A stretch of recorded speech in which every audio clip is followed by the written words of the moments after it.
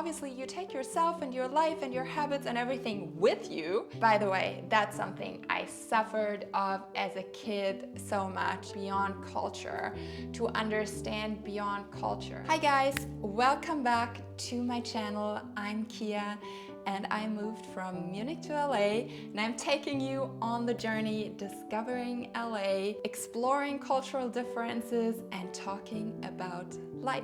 Living in a different culture does many things to you, but it definitely causes a lot of self-awareness.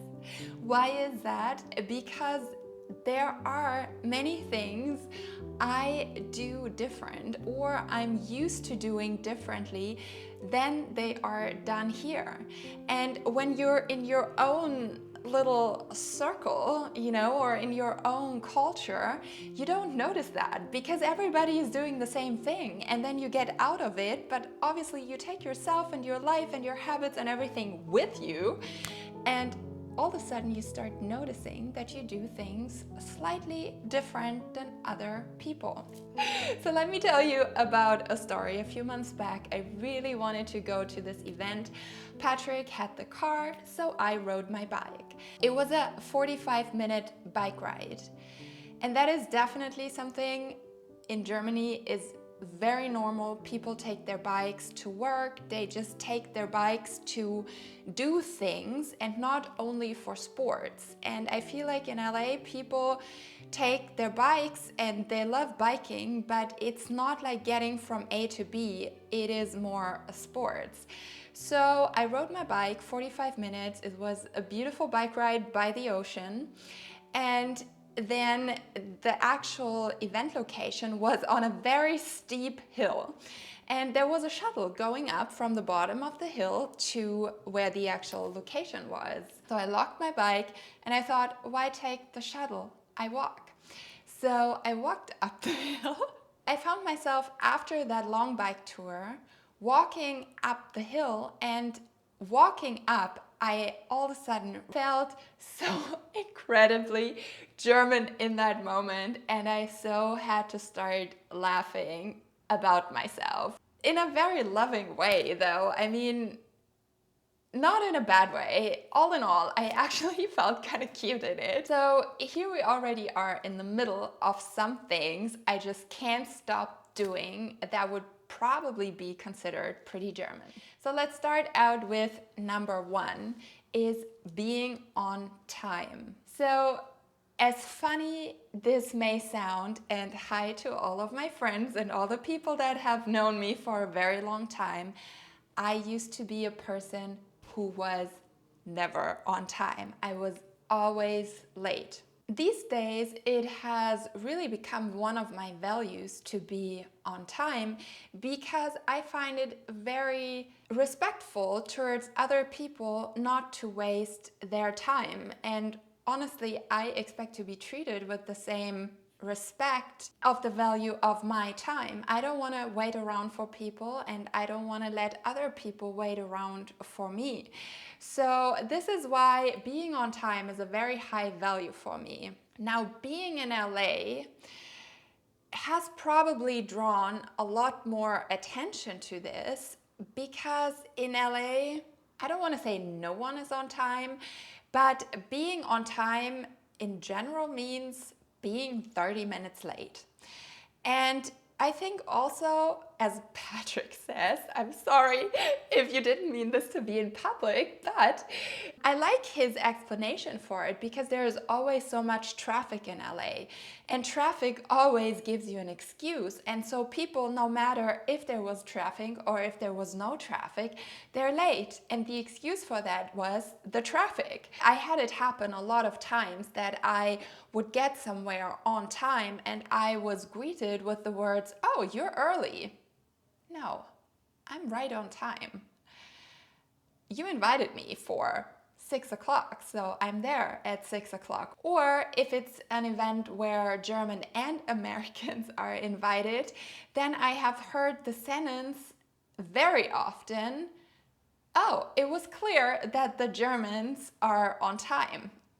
So it must be a thing. Whereas from German perspective, we're not so much on time, I would say. I mean, Swiss people and Switzerland is a big role model for us. So the German train company literally every year gets so bad reviews on being always too late. And we look at Switzerland and think, oh, that's where the clock goes right, we say. It's always, I guess, the perspective, but definitely being in LA, I feel like I'm a very punctual person and I'm keeping my value of being on time up. Second German thing I can't stop doing. So growing up, my dad constantly would get very upset with me when he asked me how I'm doing, and I would always just say, good. Many years forward, I learned to express my feelings and how I really am if somebody asked me how I am. Another few years fast forward, I'm moving to LA, and people asking me how I am all the time, no matter where you go, you hear it, how are you? But nobody really wants to know how you really are. So that is something I can't help still. It's very strange to me. I never really know what to answer. I mean, I think I've gotten in the habit of just saying, good, how are you? But it still feels a little awkward to me. Sometimes I actually do say how I'm doing, and then I get this kind of like shocked reaction of the other person because they were totally not prepared for it. Number 3, my comforter or duvet, however you want to refer to it. It is the big fluffy blanket we use in Germany to sleep with. So German and American sleeping habits are actually very different. Maybe I'm gonna make a separate movie on that sometime because it's kind of interesting. This one thing that I want to refer to here is the comforter slash duvet that Germans sleep with. And Americans sleep more with a top sheet. So when Patrick came to live with me in Munich, we had a really hard time in finding a top sheet for him because it is just simply not a thing. We have bottom sheets, but mostly they're fitted, so it's difficult. And if you find them, they're like really hard cotton. And since we also don't really use a bunch of dryers in Germany, it's not something very comfortable. So although I've been living in the US quite a few times before now moving here, I never really realized that. I don't know why. Luckily, there is this great furniture store with the name very similar to mine. And by the way, that's something I suffered of as a kid so much. It was so funny for people to call me Ikea, as you say in German. So we don't want to get into that here, but luckily that is a European furniture store and they have a bunch of European stuff. We bought quite a few other things there too that I was missing. So I found my comforter there and I found nice sheets, and yes, it is possible to get comforter and duvets at other places, but there I just found the one that was most suitable for me. Number 4, walking and biking. Having lived in Munich for a long time, I am used to getting around by bike and metro. I hardly ever drive my car in the city because I find it overly annoying to drive a car in the city. As I have already mentioned in my story at the beginning, I still like to bike a lot and I like to walk a lot. Sometimes that's more possible here, sometimes it's less. I'm still a little skeptic about the metro. I do take it because we have one car and that is so enough for environmental reasons, for cost reasons, for just everything.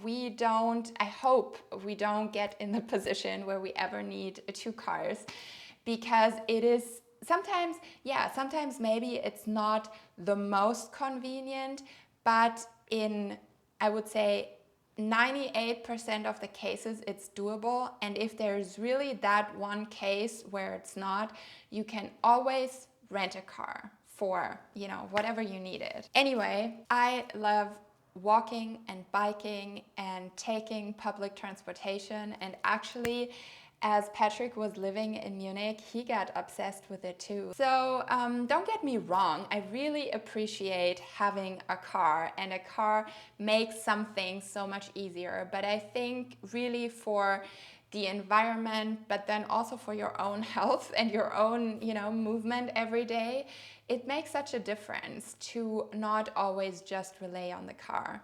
And hello, in LA, there's almost, I'm saying almost because I hope it'll rain a lot again this weekend, but that's another thing.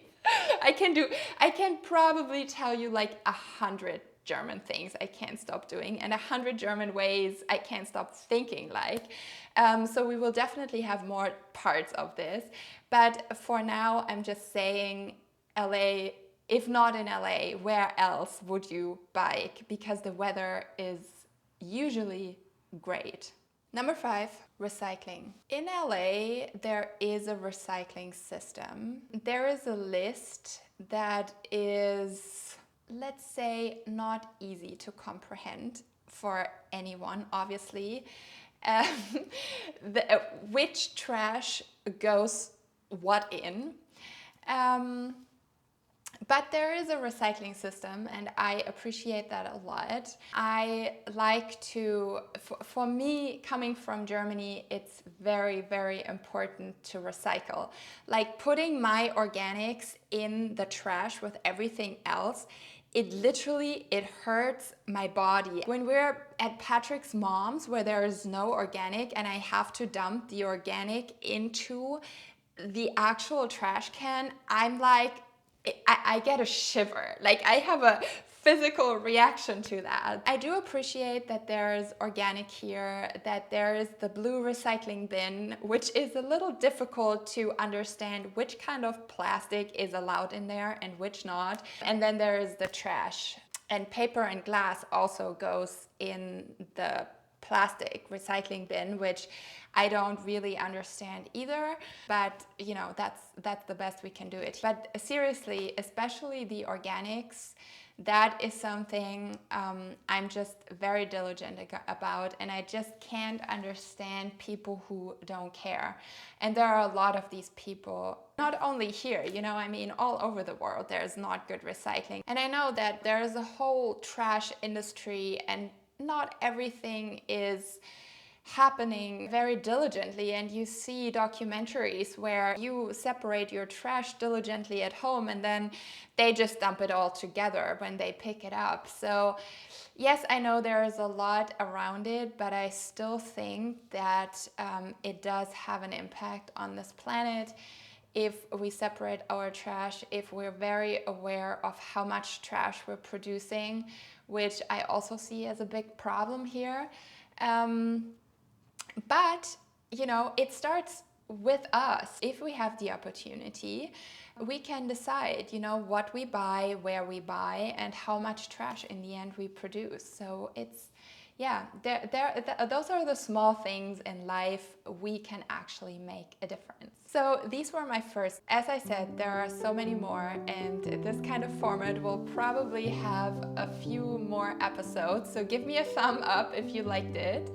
And if you want to hear more about it, please drop me a comment and tell me about the differences you have discovered. And yeah, and it's not really all about differences. It's just about cultural habits. And although, you know, Germany and the US are Western cultures, there are things we do differently. And I personally find it so important to go beyond culture, to understand beyond culture. And obviously this is something also, you know, you learn a lot if you are in a binational relationship. If you want to hear more about that, please also comment. But yeah, for now, that was it.